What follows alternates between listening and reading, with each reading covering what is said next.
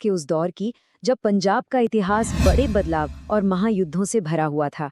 आज के इस विश्लेषण में हम सीधे उस ऐतिहासिक टकराव पर चलेंगे जहां दुनिया की दो सबसे ताकतवर सेनाएं आमने सामने थीं, अलेक्जेंडर और राजा पोरस का महायुद्ध। आइए गहराई से समझते हैं कि आखिर उस समय हुआ क्या था। लेकिन कहानी शुरू करने से पहले एक बहुत ही दिलचस्प सवाल। सोच के देखिए, एक ऐसे राजा जिनका नाम हमारे अपने किसी भी प्राचीन भारतीय ग्रंथ में मिलता ही नहीं, वो आखिर पूरी दुनिया में इतने मशहूर कैसे हो गए? मतलब उनकी पूरी की पूरी कहानी सिर्फ उनके दुश्मनों की किताबों से आती है ना? बहुत ही हैरानी की बात। तो चलिए सबसे पहले उस समय की स्थिति को समझते हैं। भाग 1, 300 ईसा पूर्व में पंजाब और हमारे लापता राजा। सच में ये इतिहास का एक बहुत बड़ा मोड़ है। पोरस के बारे में हमें जो कुछ भी पता है ना, वो सब का सब सिर्फ एरियन, स्ट्रेबो और डायोडोरस जैसे प्राचीन यूनानी इतिहासकारों की लिखाई से ही आता है। एक भी समकालीन भारतीय दस्तावेज में पोरस का जिक्र तक नहीं है। कुछ आधुनिक विद्वानों का मानना है कि पोरस शायद पुरु नाम की किसी प्राचीन वैदिक जनजाति के राजा रहे होंगे। खैर, इससे एक बात तो साफ हो जाती है कि इतिहास हमेशा वो नहीं होता जो असल में हुआ था, बल्कि वो होता है जिसे लिखकर दर्ज किया गया। यूनानी दस्तावेजों के हिसाब से अगर देखें तो पोरस का ये जो साम्राज्य था वो झेलम और चिनाब नदियों के बीच एक बहुत ही विशाल और समृद्ध इलाका था। बताया जाता है कि इस पूरे क्षेत्र में करीब 300 शहर बसे हुए थे, यानी ये कोई छोटी मोटी रियासत बिल्कुल नहीं थी। और सबसे बड़ी बात, ये एक विदेशी हमलावर के रास्ते में सीधा खड़ा हुआ था। अब आते हैं इस चर्चा के दूसरे हिस्से पर, अलेक्जेंडर और राजा पोरस, राजाओं का टकराव। जब कोई बहुत बड़ी आफत सामने आती है तो स्थानीय शासक क्या चुनते हैं, ये बहुत मायने रखता है। एक तरफ तक्षशिला के राजा ओम्फिस थे, जिन्हें हम आम्भी के नाम से भी जानते हैं। उन्होंने बिना लड़े ही अलेक्जेंडर के आगे घुटने टेक दिए, उसका स्वागत किया और ढेर सारे तोहफे दिए। लेकिन दूसरी तरफ थे राजा पोरस। उन्होंने दबने से साफ इनकार कर दिया और अपनी आज़ादी के लिए डटकर खड़े रहने का बेहद साहसी फैसला किया। और यही निडरता हमें ले आते हैं भाग 3 पर, झेलम नदी का युद्ध, 326 ईसा पूर्व की एक तूफानी रात।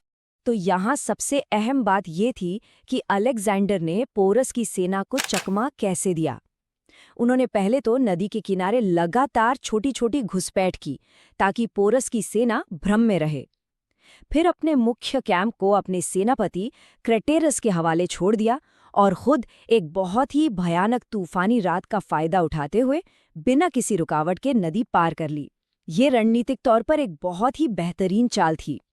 अगर हम इतिहास के आंकड़ों पर गौर करें तो तस्वीर एकदम साफ हो जाती है।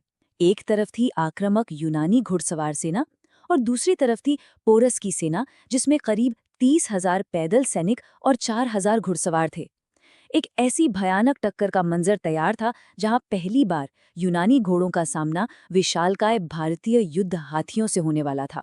पोरस ने सबसे आगे की पंक्ति में इन खास प्रशिक्षित युद्ध हाथियों को खड़ा कर दिया। उनकी मुख्य रणनीति यही थी कि इन विशालकाय जानवरों को देखकर अलेक्जेंडर के घोड़े डर जाएंगे। ये पूरी योजना इन हाथियों के द्वारा पैदा किए जाने वाले शारीरिक और मानसिक खौफ पर टिकी हुई थी।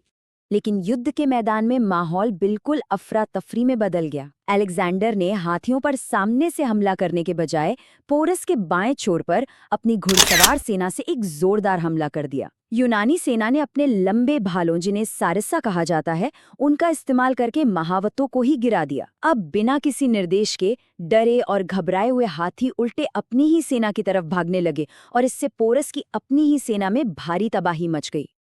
अपनी सेना की इस भारी तबाही के बावजूद राजा पोरस की बहादुरी में कोई कमी नहीं आई। वो हार मानने को तैयार ही नहीं थे। बताया जाता है कि वो आखिर तक एक हाथी के ऊपर सवार होकर तब तक डटकर लड़ते रहे जब तक कि वो बुरी तरह जख्मी नहीं हो गए और उनकी सेना बिखर नहीं गई। इसके बाद जो हुआ वो और भी चौंकाने वाला है। चलिए देखते हैं भाग 4, हार में जीत, एक अप्रत्याशित गठबंधन। सच में ये एक बेहद हैरतअंगेज मोड़ था। अलेक्जेंडर पोरस की इस बेमिसाल बहादुरी से इतना ज्यादा प्रभावित हुआ कि उसने पोरस को गद्दी से हटाया नहीं, बल्कि उन्हें वहीं का क्षत्रप यानी गवर्नर बना दिया। यही नहीं, उनके राज्य को और बड़ा कर दिया और आसपास के इलाके भी उन्हें सौंप दिए।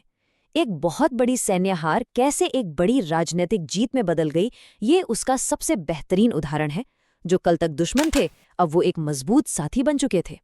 इस विशाल युद्ध को हमेशा के लिए याद रखने की खातिर अलेक्जेंडर ने 2 नए शहर भी बसाए। एक था निकिया, जो ठीक जीत की जगह पर बनाया गया था, और दूसरा था बुसेफेलस, जो उसने अपने वफादार घोड़े की याद में बनवाया था। लेकिन हर कहानी का एक आखिरी पन्ना जरूर होता है। आइए देखते हैं भाग 5, पोरस का अंत, एक किंवदंती का पतन। उन दोनों के गठबंधन से जो थोड़ी बहुत शांति आई थी, वो 323 ईसा पूर्व में अलेक्जेंडर की अचानक मौत के बाद ताश के पत्तों की तरह बिखर गई। उसके बाद साम्राज्य का जो संरक्षक था पर्डिकस, उसकी भी हत्या हो गई। पूरे क्षेत्र में राजनीतिक अस्थिरता और उथल-पुथल फैल गई। और इसी उथल-पुथल के बीच पोरस को धोखे से मार दिया गया। उनकी हत्या यूडेमस नाम के एक यूनानी गवर्नर ने की, जो पंजाब क्षेत्र में ही मौजूद था। सोचिए, इतना महान योद्धा किसी युद्ध के मैदान में नहीं बल्कि राजनैतिक धोखाधड़ी का शिकार होकर इस दुनिया से चला गया। आज का हमारा ये विश्लेषण यहीं खत्म होता है, लेकिन जाते जाते ये एक बहुत ही गहरा सवाल छोड़ जाता है। जरा सोचिए, अगर उस दौर के प्राचीन भारतीय दस्तावेज बच गए होते और हमें इस महायुद्ध की कहानी खुद पोरस के नजरिए से सुनने को मिलती, तो आज हमारा इतिहास कैसा होता। सच में, बीते हुए कल के बारे में हमारी समझ पूरी तरह इस बात पर निर्भर करती है कि उसे लिखने के लिए आखिर जिंदा कौन बचा। इतिहास के पन्नों से जुड़ी ऐसी ही और दिलचस्प चर्चाओं के लिए हमारे साथ जुड़े रहिए।